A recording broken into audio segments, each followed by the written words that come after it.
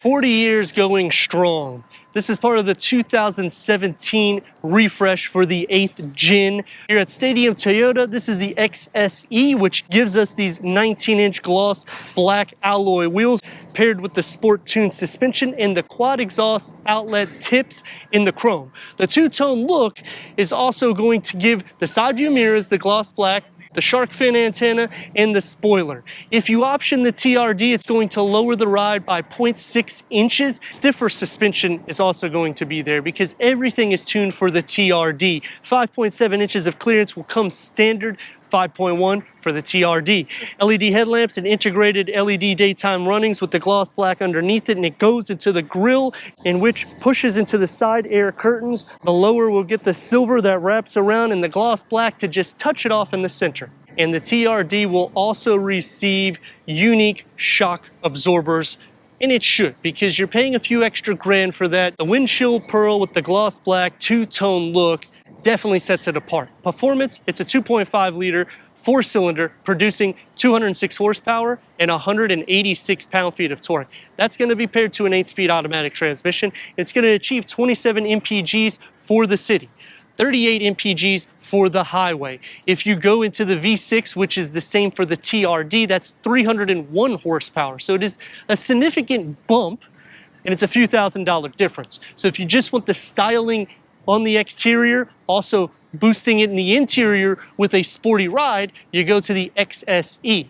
If you want full performance in the sense of the dynamics is altered because it's not just a McPherson strut front suspension and a multi-link rear suspension, then you go to the TRD because all of that has been reconfigured, but it is still with the standard V6 engine and Toyota Safety Sense 2.5 Plus, which adds your pedestrian detection, lane keep assist, lane tracing assist, full dynamic radar control when you option the XSE. If you get the SE, that's only going to have dynamic radar control, rear cross traffic alert, blind spot monitoring, and 4G connected capabilities. The TRD will also have a catback exhaust, so it's going to sound a lot more performance driven, but even with the four-cylinder, we're still getting the quad exhaust tips, so it just makes it look very sporty and athletic. A length at 192.7 inches. It's going to be a little bit longer for a family sedan, but this is going to be optimal for interior space and cargo capacity. Quick release going inside, 15.1 cubic feet of storage. You get the tools to put that spare tire, bag hooks on the sides, split fold the rear bench at a 40-60 split from the back.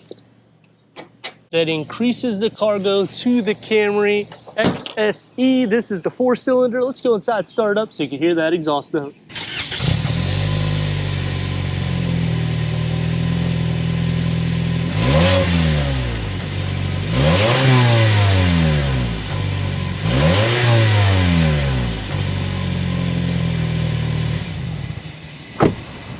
Going inside the sporty XSE that boasts more sport in the interior, 39.5 inches of headroom, 41 inches of legroom, 10-way power seat adjustment for the driver, leather bucket front seats, 8-way power seat adjustment for the passenger. They're heated because of the XSE, optional ventilated seats.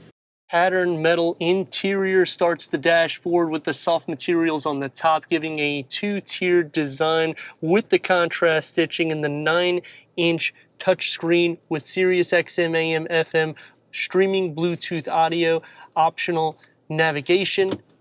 Put it into reverse. We have a reverse camera with full trajectory. You can also change the layout of the camera, and you can take those lines off to make it easier for your reversing.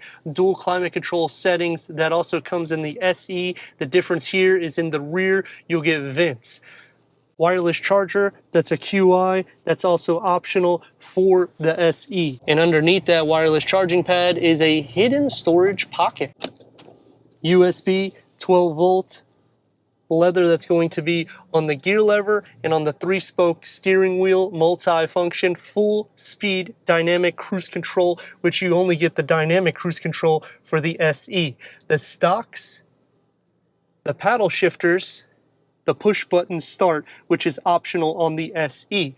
7-inch TFT display for the driver, otherwise it's analog, and you can operate any of your safety settings and for the cruise control settings.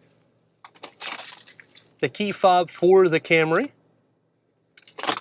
Auto hold, which will put the vehicle in more or less like a park when you are in drive or at a stoplight and you stop. You don't have to hold on to the brake with your Eco, normal, sport mode. Open up, and it's a deep storage pocket with a couple more USB ports.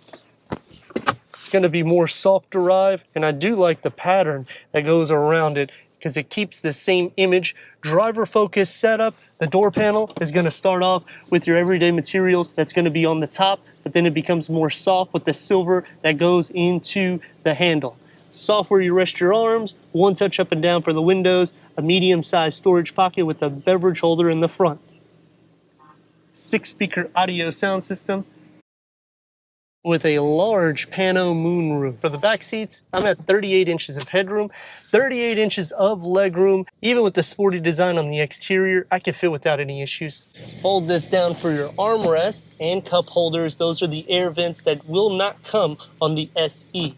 Storage behind both of the front seats, and the door panel gets the same materials as the front. So every day on the top, soft here and more soft where you're going to rest your arms, and a medium-sized storage pocket with a couple of beverage holders. Sitting into the center, headroom is going to be a bit of an issue because the way the pano is shaped, they don't really cut out anything for a center occupant. Leg space isn't bad, nor feet space, but in shoulder space because it's a wider vehicle. So fitting 3 adults is doable, but at 6'3", it's going to be a little tight for the headroom. 2.5 liter 4-cylinder, 206 horsepower. We have it in sport mode.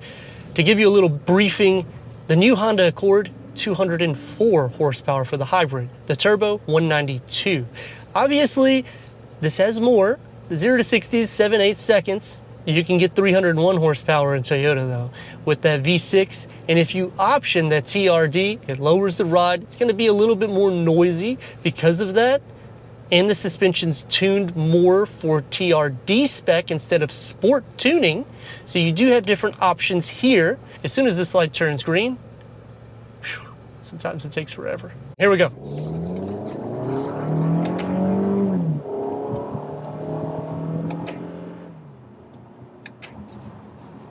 Hopefully it caught it. I was at that light so long that I turned the camera on and off.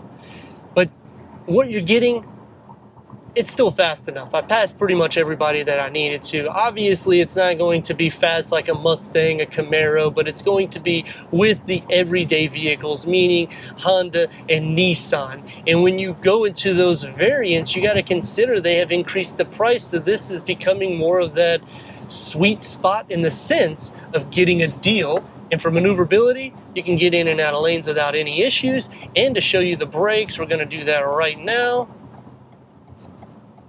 Now we're going to do some hard brakes. A little bit over 3,300 pounds for the curb weight.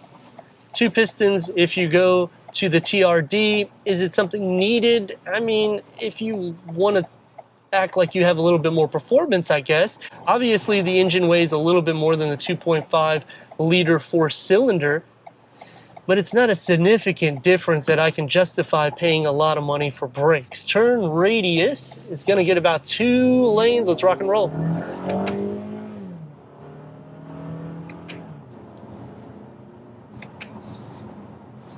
Blind spots, you're taken care of. Toyota Safety Sense, like I said, on the exterior.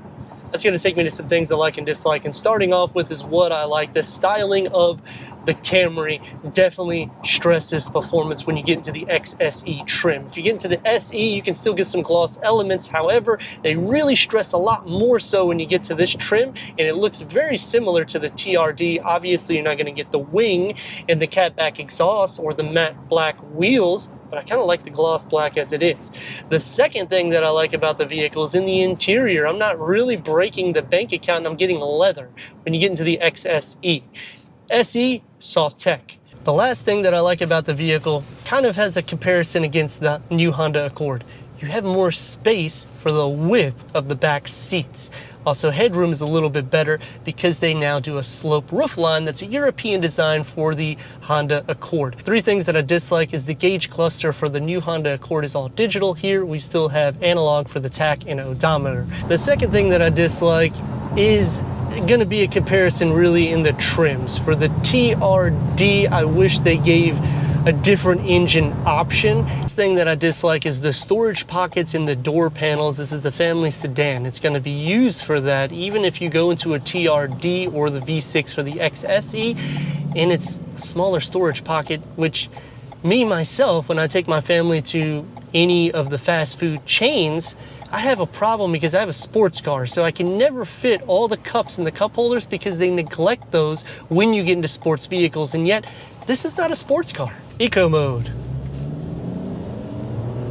Pedal feels a lot more heavy. Normal? Oh yeah. So normal or sport mode, obviously it's going to gauge the way you drive. Now you can hear for the sound deadening. I would say if you really need to get optimal gas consumption, put it in eco. Otherwise, leave it in normal or sport because it's going to feel like it's a little bit bogged down for the size of the vehicle, and it doesn't need to feel that way because you have over 200 horsepower. Let's give her a go.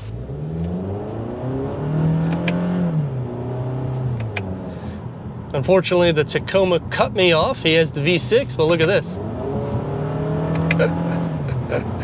So the 4-cylinder can go. I'd like to thank Stadium Toyota for giving us this 2023 Toyota Camry XSE for our car review. If you're already a subscriber, thank you for being part of the Hawkeye community. If not, I don't know what you're waiting for. Click the next video and the subscribe button. Check out the merchandise, website, Instagram. Leave a comment and a like.